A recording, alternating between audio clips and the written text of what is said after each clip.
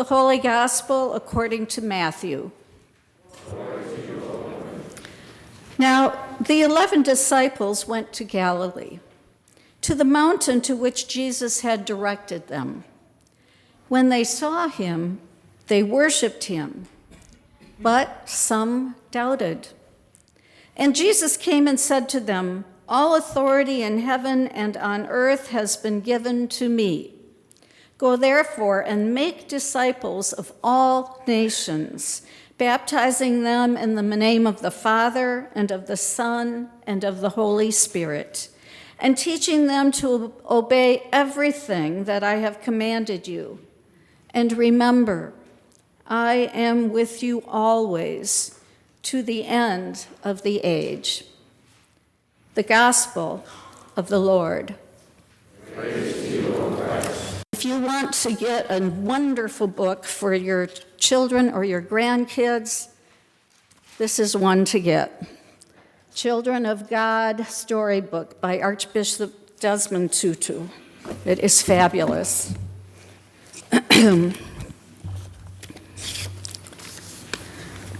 Martin Luther once said, "To try to deny the Trinity endangers your salvation.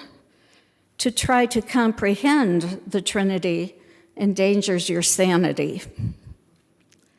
And John Wesley, when talking about the Trinity, said, "Bring me a worm that can comprehend a human being, and then I will show you a human being that can comprehend the Triune God."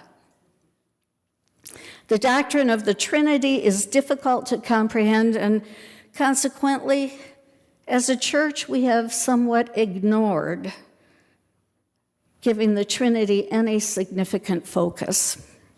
It is so much easier to think of a monotheistic God than to try to understand God as three and three in one. As a result, theologian Richard Rohr suggests that the Holy Trinity has been missing in action for much of the past 17 centuries. I tend to agree with him.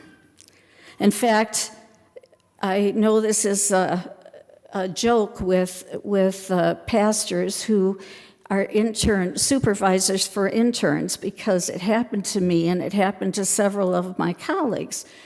Oftentimes, my intern supervisor would always insist that the intern preach on Trinity Sunday because it's so incomprehensible. Anyway, we do need to think about the Trinity to gain a better understanding of God. Episcopal Bishop and theologian Frederick Houk Borsch, when talking about the Trinity and our understanding or lack thereof, writes, "There are probably a number of people who imagine that the idea of the Trinity was thought up by ivory tower theologians who typically were making things more complicated than they needed to be and were obscuring the simple faith of regular believers. In fact, it seems that the process worked pretty much the other way around. Practicing believers and worshipers were driven by their experiences of God's activity to the awareness that God related in several different ways to the creation.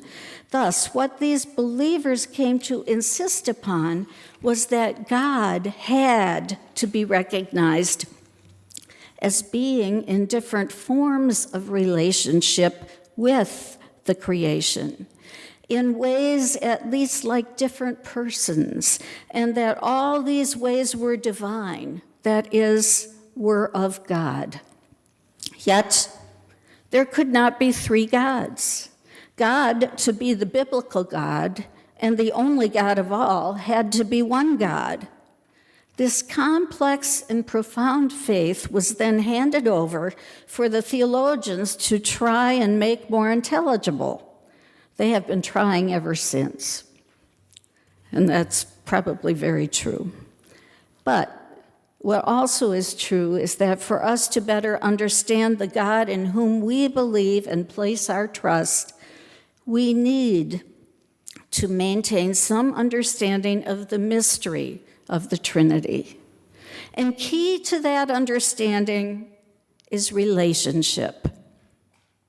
Relationship is, in fact, the most compelling aspect of the Triune God.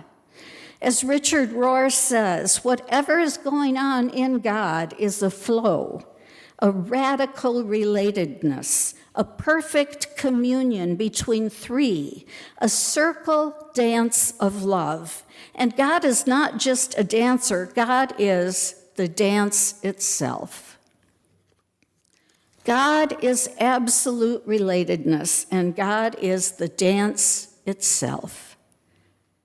A dance is made up of many different entities and components: motion, emotion, resonance, rhythm, beat, energy, creativity, all of which have to relate to each other and come together in order to create the whole.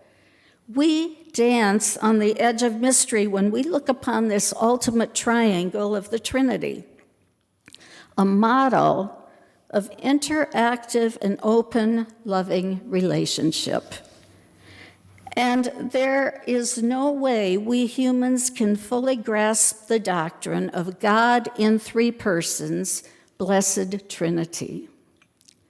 But one helpful, simple description that stands out for me comes from the New Zealand prayer book, where the Trinity is described as God, the earth maker, Jesus, the pain bearer, and Holy Spirit, the life giver.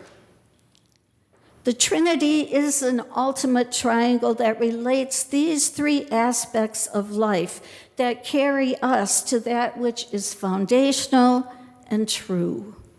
God exists in our lives in those three intertwined ways: to create, to bear pain, and to continue to offer new life every day in mystifying, surprising, and sometimes even terrifying ways.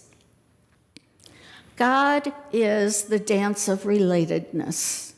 And this divine dance of relationship is about the coming together of power and majesty, love and tenderness, presence and movement, all in the divine, and joining with the raw and everyday reality of life. The divine dance is an active, physical and sweaty, rhythmic and pulsing, life-giving metaphor. And it is a reminder that as God lives among us, we participate in that dance of life.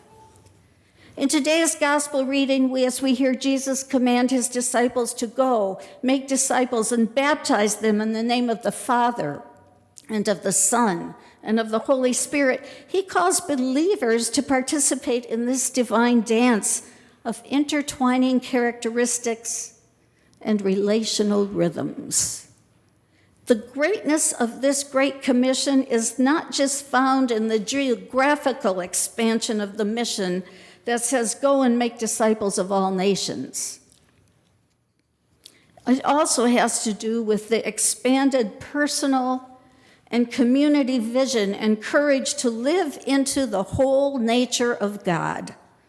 This God, this divine center, understands and lives in creativity, in standing with the pain in life, and in the sharing and the lifting up of life to one of hope and forgiveness. As we participate in this divine dance, we are immersed and embedded into the whole being of God, whether we understand it or not. We are not powerless in the world. We are not disconnected from God as creator, or from the redeeming work of God in human flesh, or from the very presence of that same God in the Holy Spirit who dwells within us and among us and sometimes outside of us. The baptism Jesus describes to his disciples on that mountaintop in today's reading is an invitation for us to join in the movement and mystery of this earth-making, pain-bearing, life-giving center to our lives. Although this divine dance has been in existence since the beginning, it is with the life, teaching, death, and resurrection of Jesus Christ that we now get to do a new dance. The promise that Jesus gives in our reading from Matthew this morning is that we need never fear looking foolish or executing the wrong moves or failing to find the rhythm in this dance Jesus invites us to participate in. We do not need to fear because Jesus himself shows us the moves and provides perpetual coaching as he leads us in the dance. As we follow him in this dance of relational love, we do not need to fear. We do not need to fear because Jesus says to us, I am with you, and I trust you to be my hands, feet, and life on this earth. We do not have to fear because we have been commissioned by the risen Jesus, and the heart of our discipleship is bound up with the very life of the Trinity. Our lives and our discipleship are embedded in the relationship of the Father, the Son, and the Holy Spirit. As we participate in this dance with the Triune God, we who are saints and sinners, worshipers and doubters who don't have all the answers, we have been commended by Christ to go and make disciples. We have been commended and commissioned to invite others, other people who are saints and sinners, worshipers and doubters, and who don't have all the answers either, to join us and enter into the dance. We have been commissioned to invite others into this dance that is all about living together in loving relationship and living life that truly matters. So come and join the dance of Trinity.